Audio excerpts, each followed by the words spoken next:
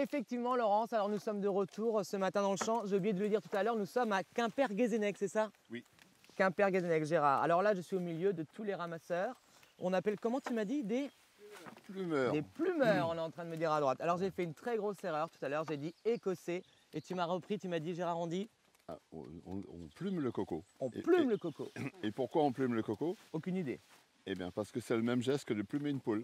Ah ouais, Voilà. d'accord. Donc là, on est là. C'est ça. Ah oui, d'accord, on tire comme ça. Voilà. Ok, d'accord, je C'est comprends ça. en voyant le geste à côté.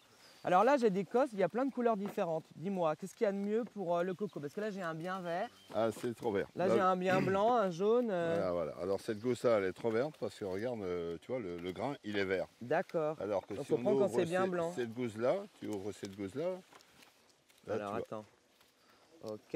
Ah oui, Là, regarde ok, la on voit bien la différence. La différence, là, tu vois. D'accord, on a un bien blanc et un bien Voilà. vert. Ok. Là, c'est trop vert. Et donc, il faut que ce soit bien blanc comme ça pour pouvoir le récolter. Tout à fait. Et c'est le plumeur donc qui sélectionne les gousses. Ok, donc là, on voit un tas énorme comme ça, mais combien il faut de gousses comme ça, de pieds, pour pouvoir faire 1 kilo de coco? Une fois que c'est éplumé. Une fois plumé, et une fois que c'est écossé par la suite, Ouais. on est à entre 45 et 50% de taux de grain.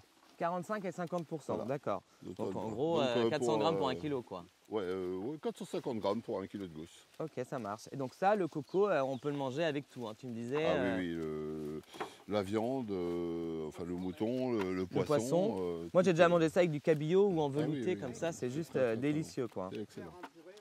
Et donc là, en production sur, parce que tu disais tout à l'heure qu'on avait de moins en moins d'agriculteurs à le faire, en production sur le coco de Paimpol, cette année, on va avoir combien à peu près? Cette année, ça va être historiquement le volume le plus bas. D'accord. Habituellement, au niveau de la coopérative, on produit autour de 6000 tonnes. 6000 tonnes quand même. 6000 Ah tonnes, ouais. oui, entre les 4 stations, donc entre les 200 producteurs et sur les 84 communes. Hein. Et cette année, on va tourner à peu près à 4500 tonnes. 4500 tonnes. Oui. Et ça veut dire qu'on comprend maintenant le coût quand on vient directement dans les champs, parce que chaque morceau, chaque petite gousse comme ça, Oui. elle est éplumée, jetée, triée. Parce que je voyais tout à l'heure, il y en avait une qui était pas en forme, là je ne sais plus où elle est. Celle-ci bah, elle va être Là, mise de elle est côté. là. Ah Voilà, bah elle est là. celle-là ne va pas être... Elle sera pas... Ça, c'est Et pas ça va pas récolté. mûrir plus Voilà, tard voilà. après ça. Si on les laisse, mais il faudrait les mettre de côté pour les récupérer plus tard, mais on ne le fait pas.